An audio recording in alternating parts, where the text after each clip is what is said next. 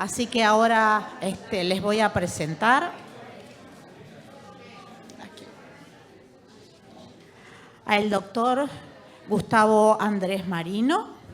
El doctor nos va a hablar hoy de inmunoterapia, indicaciones, contraindicaciones y nuevas estrategias. El doctor es profesor adjunto de alergia e inmunología y jefe de servicio de alergología e inmunología clínica del Hospital Universitario Austral. Es fellow de la American Academy of Allergy, presidente de la Fundación SOS Alergia, miembro del Comité de Pacientes de la Academia Europea de Alergia e Inmunología Clínica, EASI. Es representante argentino ante la International Food Allergy Anaphylaxis Alliance y es, como todos sabemos, un reconocido y prestigioso académico con más de 30 años de trayectoria, tanto en investigación clínica como en la práctica en el consultorio. Doctor, adelante. Bueno, muchas gracias. Y gracias a la EVA por tenerme siempre presente. Bueno, hoy me toca un tema que es muy hablado, muy frecuente que se plantee el tema ante la consulta del alergólogo y vamos a darle una vueltita más, sorpresa, de actualización de algo que quizás muchos no lo esperaban, pero espero que les sirva. Muy bien, entonces, vamos a hablar de lo que es las indicaciones para inmunoterapia con alergenos y con alimentos. Esto, lo de alimentos, es lo que creo que no está tan en el radar nuestro de todos los días. Vamos a hablar de contraindicaciones de inmunoterapia para aeroalergenos y alimentos. Y finalmente vamos a hablar de los eventos adversos. Bueno, la inmunoterapia con alergenos, ustedes ya saben mucho de esto, pero para recordar un poco la historia, a partir de 1997 la OMS saca un position paper que es muy importante para la especialidad, donde a partir de ahí básicamente se dejó de cuestionar la inmunoterapia, si servía, no servía, etc. Pero ese position paper, que recogió muchos datos basado en metaanálisis, que después fue reforzado, nos regaló las indicaciones. Y dentro de las indicaciones tenemos que están basadas básicamente en la fisiopatogenia de la enfermedad. O sea, en el alergeno, en la síntesis de IgE, en la parte mastocitaria, en los mediadores y en las morbilidades o en los síntomas que tiene el paciente. Entonces, una de las cosas que nos dice la Organización Mundial de la Salud es, para hacer inmunoterapia con alergenos, ¿se puede evitar el alergeno? Y entonces ahí empezamos con las indicaciones. ¿Puedo evitar el alergeno? Bueno, esto, como saben, a veces es muy difícil, porque si el paciente es alérgico a un polen o un ácaro, se tendría que poner una escafandra para poder evitar el alergeno. O sea, sí se puede evitar, pero la verdad que es de cumplimiento no imposible, pero casi imposible. Y acá hacemos un paréntesis. También pasa lo mismo con la alergia alimentaria. Bueno, en un paciente ya adulto, que tiene más de 3 años, más de 6 años, más de 20 años, ¿cuál es la población adulta que tiene alergia alimentaria? Y bueno, de acuerdo a los últimos estudios de Ruchi-Grupka, más o menos el 19% de la población tiene algún tipo de alergia alimentaria. Es altísimo. Entonces, ¿qué hacemos con esos pacientes? ¿Los encapsulamos? ¿Les decimos no podés comer el alimento? Ahora, por ejemplo, tenemos un paciente, bueno, el presidente, esto es público, es alérgico a la papa. Esto supone, por ejemplo, que no puede ir a un restaurante, porque si se frió unas papas fritas y con ese aceite se quiere freír otra comida en el mismo restaurante, ya hay una contaminación y por lo tanto va a tener una reacción. Y de hecho, no hablando de él en particular, sino de otro paciente que tiene alergia a la papa, no puede ir a un restaurante porque tiene alergia a la papa. O sea, algo que uno dice, bueno, no es importante, pero hasta por ahí nomás. ¿Qué pasa con un alérgico alimentario a la hora de que se mete en un avión con un vuelo a largo plazo? Entra en zona de riesgo por contaminación. ¿Qué tan sensible es? ¿Aguanta que el que esté al lado pueda comer? ¿Y lo soporta en qué clase? ¿En turista, en primera o en business? ¿No? Digamos, esto también hay que pensarlo, ¿no? Bien, entonces, en esto compartimos un poco el análisis. El alergeno, en principio, si se puede evitar o no, es uno de los puntos, pero en general es bastante difícil de evitar. Después, la otra cosa que nos plantea la OMS es si existen alergenos estandarizados para hacer el tratamiento de inmunoterapia. Bueno, hay pocos alergenos estandarizados, pero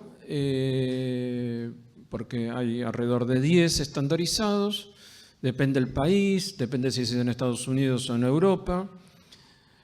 Pero bueno, pongamos alergenos de calidad. ¿Hay alergenos de calidad como para hacer una inmunoterapia a conciencia? Bueno, nosotros tenemos un rol muy importante porque indudablemente estamos muy asociados al tratamiento de inmunoterapia. Entonces, también lo que administramos es en cierta forma responsabilidad nuestra y entender que los que estamos administrando, es muy importante. Por lo tanto, exigir a los laboratorios productores que nos den parámetros de composición físico-química, composición proteica, etcétera, sería muy importante, aunque no sea un requerimiento legal, pero sí un requerimiento nuestro de calidad. Es un poco como cuando uno va a la verdulería. Yo estoy felizmente casado hace 30 años, pero me da miedo ir a la verdulería porque mi esposa me dice, ¿te fijaste si el tomate estaba bien? Bueno, esto más o menos es lo mismo, ¿no? Uno tiene que fijarse si el extracto es de calidad o no, y para eso tenemos que tener una idea muy clara de qué pedir. Y bueno, seguramente el año que viene haremos algo junto con la asociación para poder tener herramientas de los médicos para poder controlar esto. Bueno, la otra cosa, no menor, si la fisiopatogenia es IG dependiente. Y acá ya nos vamos a lo que son los tratamientos y las comorbilidades. Es muy importante esto. ¿Por qué? Porque nosotros con un tratamiento, a la hora de indicar la inmunoterapia, no solamente la estamos indicando para una rinitis, por ejemplo, sino que la estamos indicando para una rinitis que en un niño puede evitar la evolución de un asma. También podemos decir, bueno, en un paciente que evidentemente no quiere vivir toda su vida con alergia. Entonces nosotros tenemos ahí un rol muy importante diciéndole, bueno, mire, muy probablemente con un tratamiento de inmunoterapia lo va a tener que hacer durante 3 años, a los 3 meses va a tener mejoría, pero probablemente 10, 15 años sin síntomas y en el mejor de los casos nunca más va a tener síntomas, cosa que es muy importante, porque aparte no se va a tener que escalar la dosis de corticoide inhalado, de antihistamínicos, etc. Nosotros tenemos siempre como en contra muchos intereses, y esto nosotros lo sabemos claramente, porque evidentemente si yo soy proveedor de un laboratorio, a mí no me interesa que esto se resuelva en 3 años. A mí me interesa que esto no se resuelva, porque yo voy a poder vender el medicamento a largo plazo. Y por eso uno entiende que las guías de prácticas clínicas no sean tan enfáticas con un tratamiento que tiene todo lo que la medicina pide. ¿Qué es lo que la medicina pide? Que sea unicista, o sea, que para un mismo tratamiento cure los distintos síntomas, que sea más o menos permanente y que vaya al núcleo de la enfermedad. Y como si eso fuera poco, me hace acordar a los tipos que venden en el ómnibus, ¿no?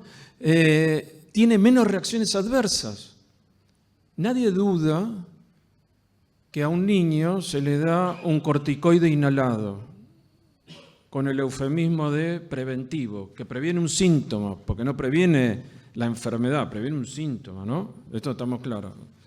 Entonces, un corticoide inhalado, 200 microgramos de budesonide, ya corta el eje y produce un retardo en el crecimiento en el chico. Ahora, eso no se duda. La inmunoterapia empezamos a dudar.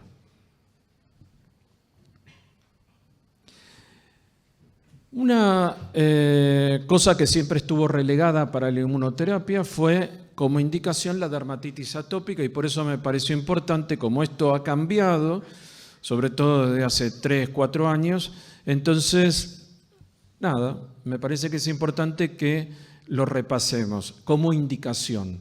¿Está indicada la inmunoterapia para la dermatitis atópica? Bueno, hay una reducción del SCORAT de más del 50%, ¿no? O sea que hay una mejoría global promovida por la inmunoterapia para los pacientes que están con dermatitis atópica, y también el DLQI, que es un índice de calidad de vida, donde también mejora. En este caso, disculpen, para el SCORAT mejora un 40%, y para el DLQI un 56%. Muy bien.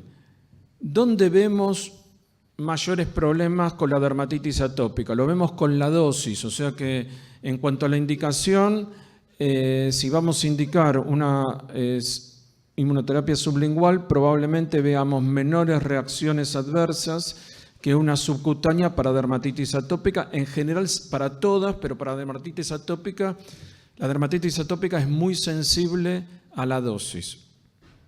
Vale decir que hoy podríamos evaluar, indicar para dermatitis atópica inmunoterapia.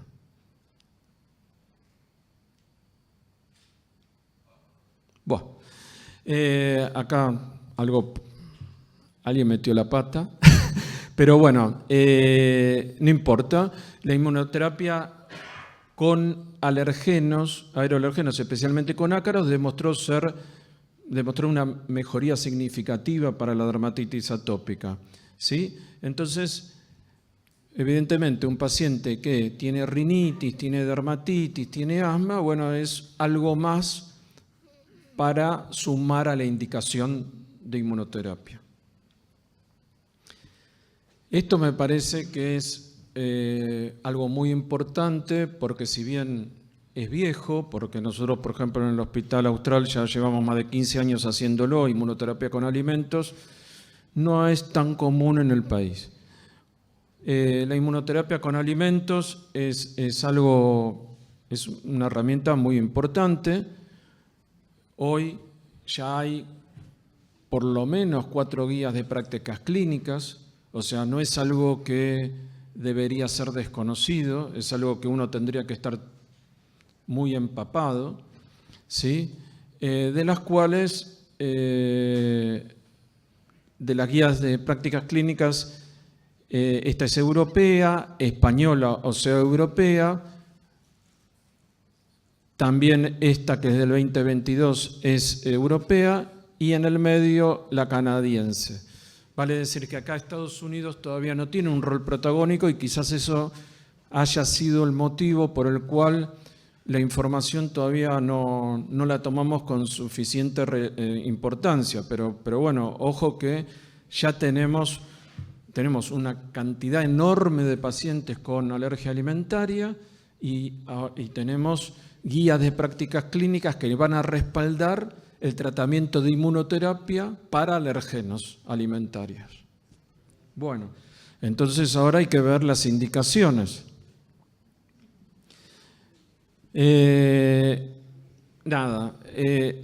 Estoy haciendo... voy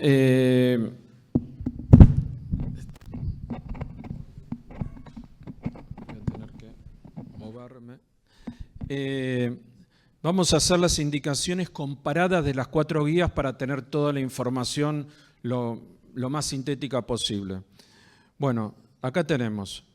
La alergia alimentaria está indicada en pacientes de 4 a 18 años. Esto quiere decir que pacientes posteriores o más grandes no está indicada la inmunoterapia con alergenos alimentarios. Sí, lo que pasa es que, bueno, los estudios se hacen con un grupo etario, entonces no se puede indicar para algo que no ha sido probado. Pero evidentemente un paciente de 18 años ya es un adulto, así que se puede extrapolar sin ningún problema.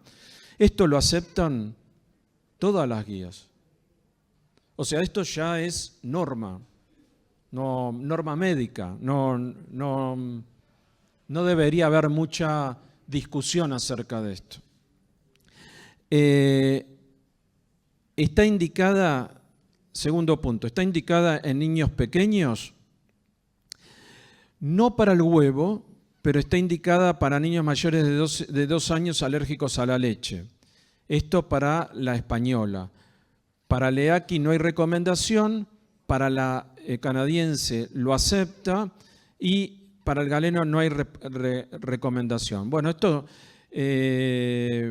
digamos, como ven, hay variantes, pero básicamente cuando una de las guías de prácticas clínicas ya lo acepta y la otra no lo contraindica, básicamente nos deja la puerta abierta para que lo hagamos. Entonces, esto quiere decir que sí, realmente la inmunoterapia con alergenos alimentarios está indicada para chicos, salvo para el huevo, que ahí los españoles lo ponen lo cuestionan, ¿no?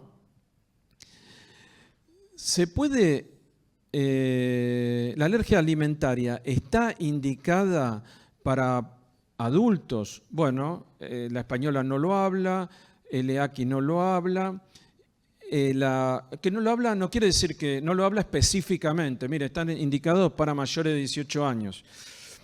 Y la canadiense sí lo habla y da una recomendación. Y el Ga2-Len o galeno, no lo habla puntualmente. Se puede recomendar, y esto me parece que es muy importante porque históricamente fue el motivo por el cual se indicó la inmunoterapia con alergenos alimentarios.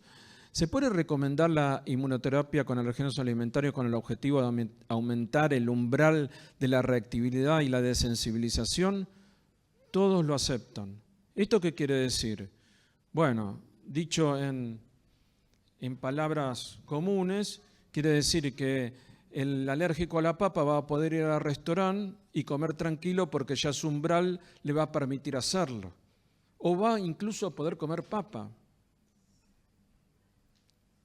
Bien, ¿se puede recomendar la administración de alimentos con el objetivo de lograr una remisión o insensibilidad sostenida? Bueno, esto es...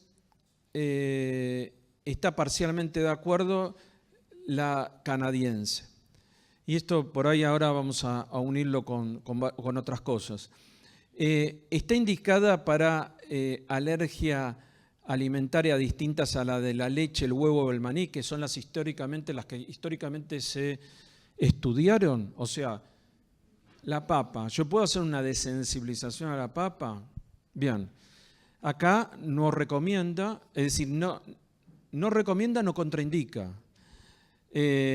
Pero los canadienses ya están de acuerdo, parcialmente, con las idas y venidas típicas de evaluar al paciente. Claro, si el paciente tiene una reacción muy leve, que no le cambia la vida, qué sé yo, ¿para qué la vas a indicar? Pero no es el caso. El caso es que realmente esto le limita mucho la vida al paciente. Entonces, ya tenemos una guía, que es la canadiense, que nos abre la puerta para desensibilizar a casi cualquier alimento.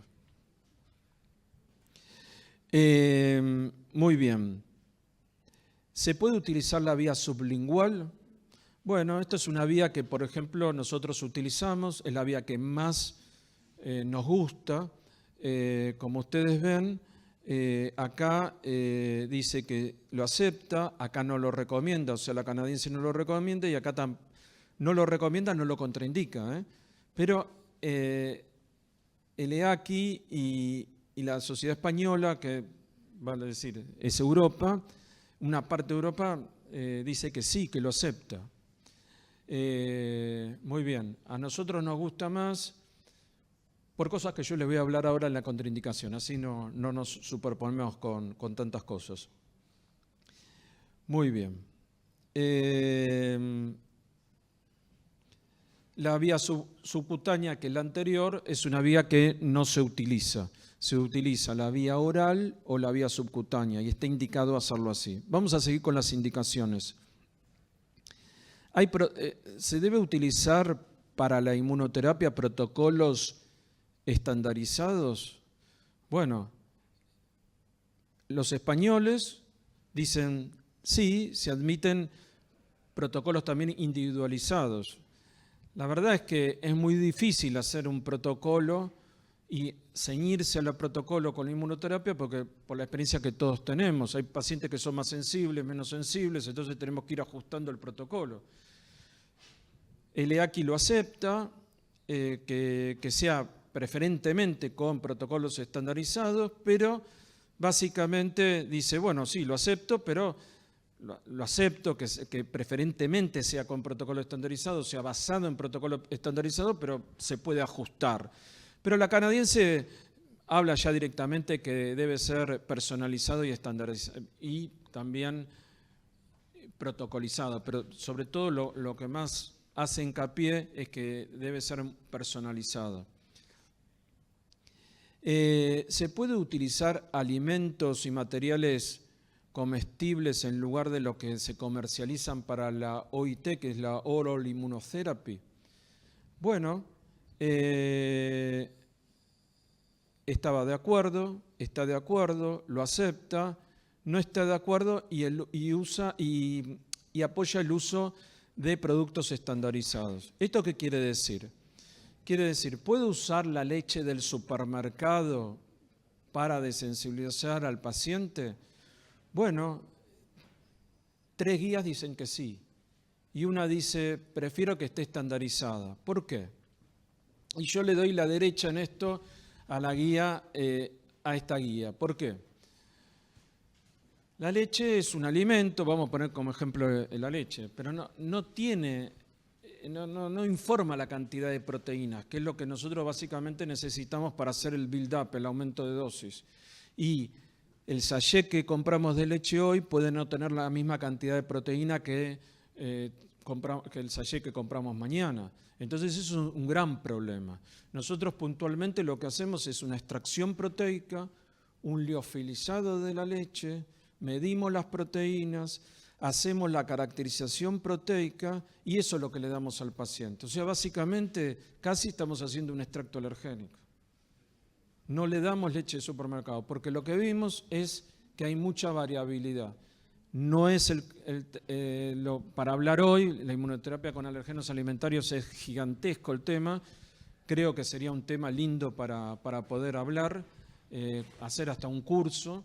Pero el año pasado, por ejemplo, salió una terapia que se llama la Spoon Immunotherapy, que es con cucharitas, que la documentó Estados Unidos. Pero básicamente lo que hacía es tomar alimento del supermercado y entonces aumentaba la dosis. Pero cada vez que cambiaba de alimento, disminuía la dosis 10 veces. Con lo cual el tratamiento era eterno porque aumentaba, disminuía 10 veces, aumentaba, disminuía 10 veces. Por eso lo solucionamos con un producto que esté estandarizado. Bien.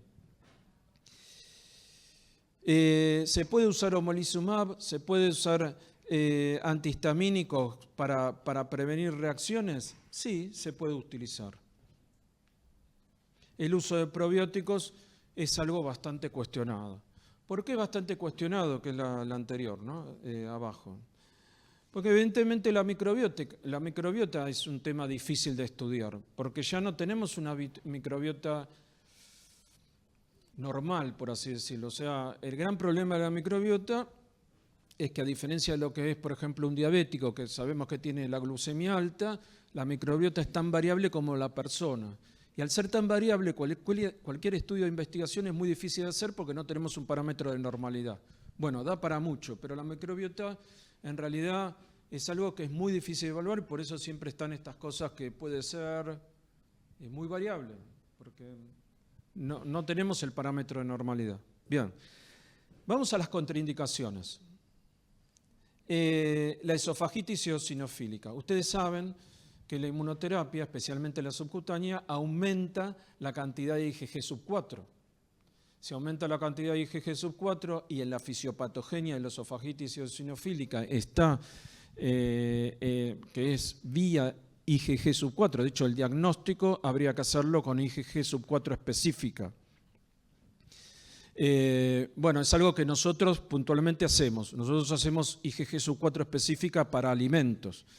Entonces, ¿está contraindicada o no? Bueno, lo que pasa es que eso de la IgG sub 4, ¿de dónde viene? ¿De la inmunoterapia subcutánea? ¿De la inmunoterapia sublingual o de la oral? Viene de la subcutánea, porque la inmunoterapia sublingual mueve IgA específica. Y es uno de los motivos por los cuales nosotros nos gusta usar sublingual y no usar oral. Es uno de los motivos. Bien, lo que pasa es que todavía no está tan claramente en las guías, aunque hay muchos estudios acerca de esto. Bueno, y después todo lo que va alrededor de la inmunoterapia, que es si disponemos de si la estructura familiar la compliance, el paciente realmente entiende cómo va a ser el aumento de dosis, que en cierta forma si se saltea dosis es peligroso, bueno, y todo esto que ya sabemos de la inmunoterapia, por eso lo voy a pasar un poquito de largo. Bueno, ahora vamos a temas que ya los conocemos más, que me detuve en inmunoterapia con alergenos alimentarios porque me parece que es lo más importante, lo más... No es que esto no sea importante, pero lo más novedoso, digamos. Esto ya lo conocemos de sobra. La inmunoterapia común tiene una serie de contraindicaciones, la mayoría son relativas. Por ejemplo, inmunodeficiencias graves, inmunopatologías. Realmente no hay una justificación por la cual no dar en un paciente inmunodeficiente. Y de hecho nosotros en algunos pacientes con inmunodeficiencia lo damos y estabiliza un poco más la inmunodeficiencia.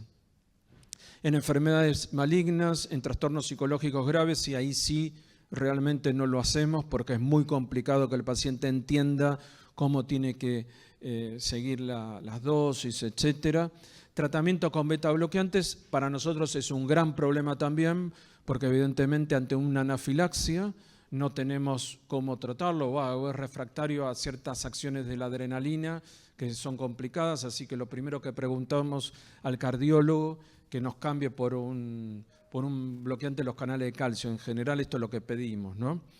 Y después las contraindicaciones relativas, eso de que niños menores de 5 años, bueno, eso realmente no hay ningún asidero por la cual no indicarla a menores de 5 años, muchos lo aceptan. 5 años, 3 años, lo puse acá justamente porque es materia de discusión, pero realmente si el paciente tiene síntomas y síntomas que lo justifican, no importa la edad. Y el embarazo.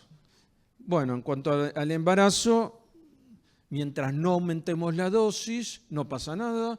O sea, lo que no está aceptado es inicio de tratamiento o aumento de dosis. ¿Por qué? Porque en esos momentos notamos que hay mucha más probabilidad de tener una anafilaxia que cuando no aumentamos la dosis o cuando iniciamos el tratamiento. También es importante los eventos adversos reportados, sobre todo porque uno le tiene que informar al paciente qué tan segura es la inmunoterapia al momento de hacerla. Entonces, uno de los artículos emblemáticos acerca de esto es este. Sobre 998 tratamientos, inmunoterapia aeroalergenos común, subcutánea y sublingual. Y, se me fue. Y los criterios para catalogar las reacciones, tenemos que la de grado 1, síntomas cutáneos, básicamente una urticaria localizada, una reacción localizada, 12,5%, respiratorios, 9,6%. Disculpen, grado 2, que son síntomas respiratorios más cutáneos, el 9,6%. Grado 3, respiratorios ya más severos, o sea, lo que vendríamos a hacer una progresión de una anafilaxia, 15,5%. Y los severos, 4,9%.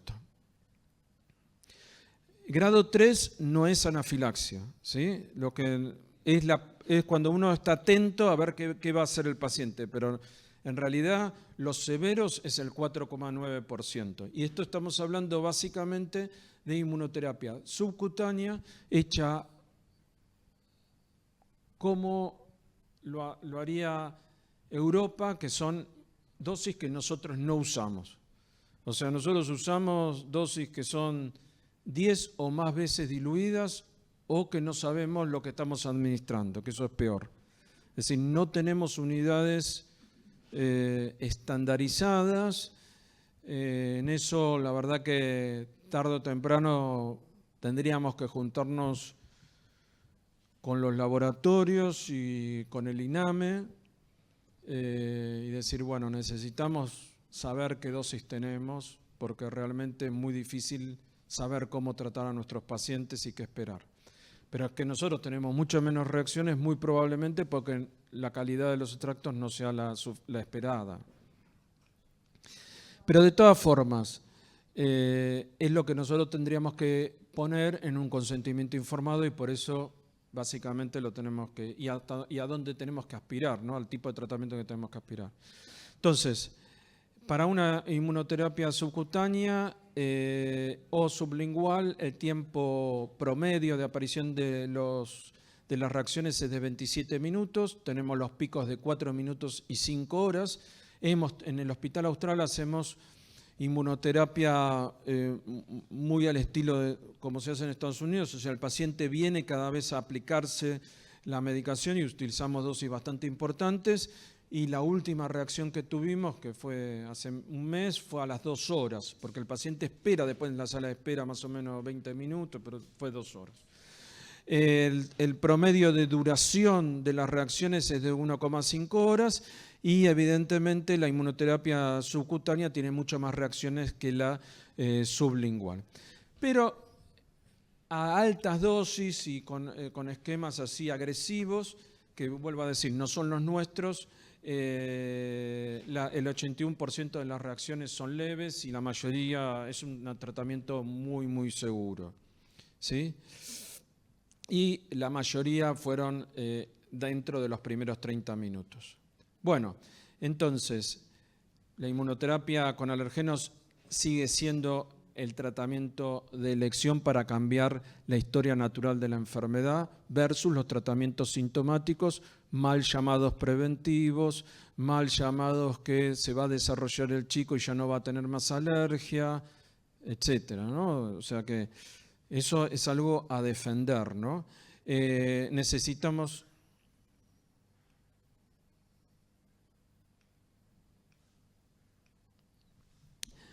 una selección apropiada del paciente, esto ya lo sabemos, ya sea por su fisiopatogenia, por todo lo que hablamos de los alergenos. Bueno, un diagnóstico correcto, no se puede tratar. Una vez me tocó el caso más, creo, más ridículo que me pudo haber tocado. Me derivan un paciente, me dicen, la verdad, me da lástima esta mujer, ¿por qué no hablas con esta persona? Estaba haciendo tratamiento de desensibilización de alergia porque le hacía picar a la gente. Ella le hacía picar a la gente. Entonces yo la atiendo, le digo, ¿qué tal? ¿Cómo anda? Bien, bien. ¿Por qué viene? Porque yo le hago picar a la gente. Y como muchos, yo hice así, no sé, me habré... ¿Ve? Ahí. Digo, bueno, pero también consiguió un colega, un delincuente que le indicó inmunoterapia, ¿no?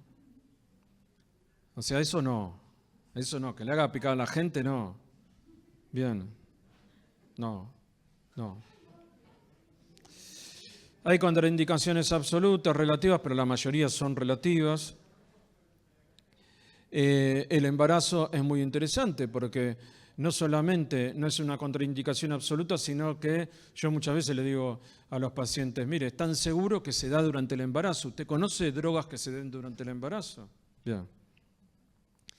La mayoría de las reacciones son leves y están dentro de los 30 minutos. La inmunoterapia con alergenos alimentarios es algo que tenemos que formarnos.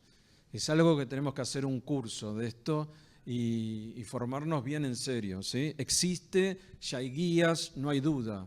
O sea, el que no la quiere hacer, no la haga, pero digamos, me manda a mí los pacientes, yo los atiendo. Y bueno, y evidentemente nosotros, por ejemplo, que hacemos mucho inmunoterapia, con mucho diagnóstico de alergia alimentaria, vemos que hay pacientes con alergia alimentaria que tienen síntomas respiratorios, no gastrointestinales. Porque una cosa es alergia gastrointestinal, otra cosa es alergia alimentaria, o sea, por un alimento. O sea que acá se empieza a mezclar todo. Entonces el paciente que tiene alergia a los ácaros bien puede tener al huevo y entonces no estaría de más, después de hablarlo con el paciente, de hacer una inmunoterapia para ácaros y para el huevo. Bueno, yo creo que nada más. Sí, nada más. Muy bien. Muchas gracias, doctor Marino. ¿Alguna pregunta para hacerle al doctor?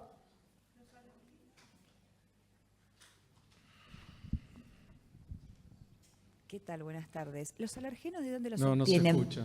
Los alergenos para la inmunoterapia oral, ¿de dónde los alimentaria, de dónde los obtienen?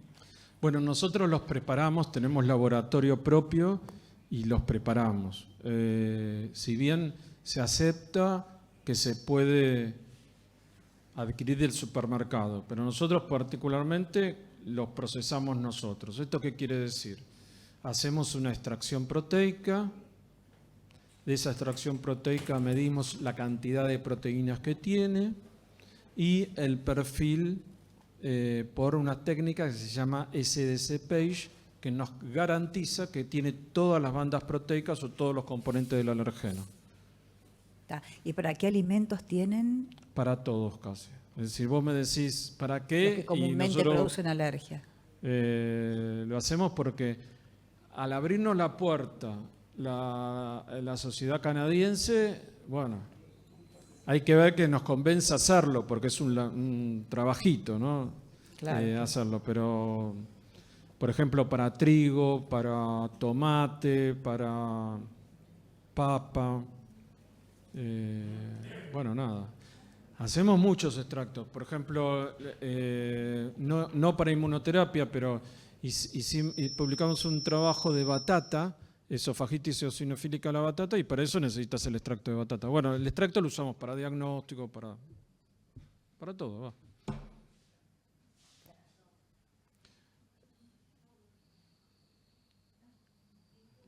Disculpe, le hago una pregunta. Respecto, por ejemplo, a alergia a la proteína de la leche de vaca, en 2 o 3 generaciones que se ha visto, se ha estudiado y se trató, ¿qué es lo que usted recomendaría, digamos, respecto a la madre que queda embarazada y viene una 3ª generación con exactamente casi lo mismo? ¿Qué recomendación daría usted? No te entendí la pregunta. Vos me decís, ¿para alergia a la proteína de leche de vaca? Sí, ya que es un lactante y se ha visto, digamos, en 2 o 3 generaciones de los mismos hermanos, la madre, etcétera. ¿Vos me ¿Qué decís como recomendaría? preventivo? Sí. Discúlpame. No. Bien. No, yo como preventivo no lo aconsejo y de hecho no para alérgenos alimentarios, pero sí para inmunoterapia convencional es como que está recomendado de no hacerlo como preventivo, ¿sí? La otra cosa que no sé si la preguntaste o no, porque yo soy hipocúsico, lo lamento, por eso le estoy diciendo que pasen el micrófono, pues no voy a escuchar nada. La otra cosa que uno se puede plantear es si yo le hago un tratamiento a la madre embarazada, si el chico va a recibir los beneficios de ese tratamiento. Bueno, eso es algo muy cuestionado, muy estudiado y todavía no se sabe qué pasa. La otra cosa, si querés, más o menos de la mano con esto de la alergia a la leche de vaca, hay 2 cosas que se me ocurren Los trabajos de Barnes de UK, donde dice de tratar de darle leche lo más tempranamente posible a los chicos, contrariamente a lo que la Escuela Pediátrica Nacional un poco, es decir, leche de vaca trata de no darla, de esperar. Bueno, la Escuela de UK, de Inglaterra, trata de darla lo antes posible para inducir la tolerancia. Eso también, yo estuve con Platts Mills en Virginia. Eso es lo mismo que decía Platts Mills con el gato. Es decir, mejor tener gato en la casa porque cuando vos tenés gato, los chicos no tienen menos probabilidad de sensibilizarse. Es lo mismo, es lo que ya sabemos, que la tolerancia se induce más fácilmente en edad temprana de la vida.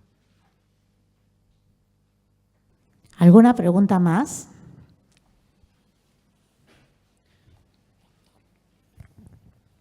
Gracias, doctor, por su charla. Quería preguntarle respecto a... la pregunta concreta es ¿a qué estamos poniendo nosotros? Que usted hizo dos referencias.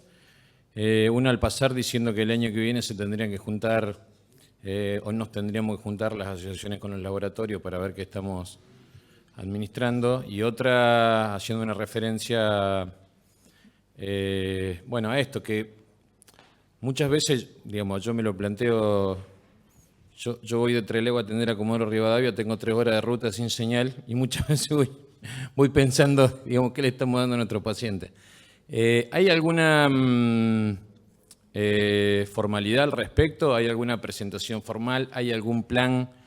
Porque, bueno, hoy vimos que avanzamos en el diagnóstico de precisión con alergia y esto en algún momento va a ser una realidad mucho más formal. Y es como que con la inmunoterapia y con los alergenos disponibles tenemos la sensación de que nos estamos quedando atrás o que en algún momento, no tan, digamos, no más pronto que tarde, va a ser una necesidad saber y llevar esa precisión diagnóstica a la precisión del tratamiento. ¿Hay alguna formalidad al respecto de esto que usted mencionaba? No, no hay ninguna formalidad, creo que es tarea nuestra hacerla. Nada. Seguramente Miguel nos ayudará un poco del Comité de Inmunoterapia como para iniciar alguna formalidad en este respecto, pero es algo que es un tema político escabroso, porque ¿qué pasa? Es un poco, toca lo del fentanilo. O sea que si uno se mete... en salud pública, en realidad es el Estado ausente. Lamentablemente no hay forma de decirlo elegantemente, ¿no? Es el Estado ausente. Es decir, Estados Unidos tiene un departamento que es el CVR. Yo trabajé, disculpen, pero ya no trabajo más, en Greer Laboratorio, durante 20 años trabajé. Entonces Estados Unidos tiene un departamento que se llama CVR, que es una parte del FDA que regula los biológicos. En Europa está el Paul Ehrlich Institute, que también regula los biológicos y regula la inmunoterapia, y son muy duros. Si uno ve el CVR, a cada rato hay recall. ¿Qué quiere decir esto? Que sacan vacunas del mercado porque no cumplen con los requisitos. Lo mismo el Paul Ehrlich, menos, pero lo mismo. Es decir, que esto es patrimonio del Estado. Patrimonio del Estado, y en este caso... es patrimonio del Estado, o sea, del Estado argentino, pero también tiene que estar empujado por nosotros, que somos los que vemos el problema. Porque nosotros todos los días salimos de consultorio y decimos, esto que no estoy diagnosticando, ¿por qué será? Porque no es alérgico, porque el producto no es bueno, porque es una serie de cosas. Ustedes, si se ponen a ver, no tenemos unidades nosotros. Que en términos de lo que es amoxicilina, sería como que un laboratorio nos dijera, mirá, dale un poquito, unidad de espirulo, unidad de Ruemes, para no poner un nombre, digamos, eso no existe, tiene que haber una unidad y de hecho las hay. O la caracterización que vos quieras, pero que sea más o menos universal, o sea, la estandarización, el nivel de cuantificación tiene que ser muy claro, para que nosotros después podamos extrapolarlo, pero eso es el Estado. Y el Estado lo tenemos que empujar nosotros desde la AIVA, básicamente, porque no hay otra posibilidad. Y después el otro tema es que, claro, también me hace acordar un poco a lo de omalizumab. Doctor, perdón que te terminé. interrumpa, pero si Lo- no pasamos al Lo próximo speaker, nos vamos lo hablamos muy después, tarde. pero digamos, Sí. cuando hay un interés fuerte comercial, las cosas se hacen. Nosotros estamos medio distraídos y tenemos que poner peso en eso, discúlpame. Gracias.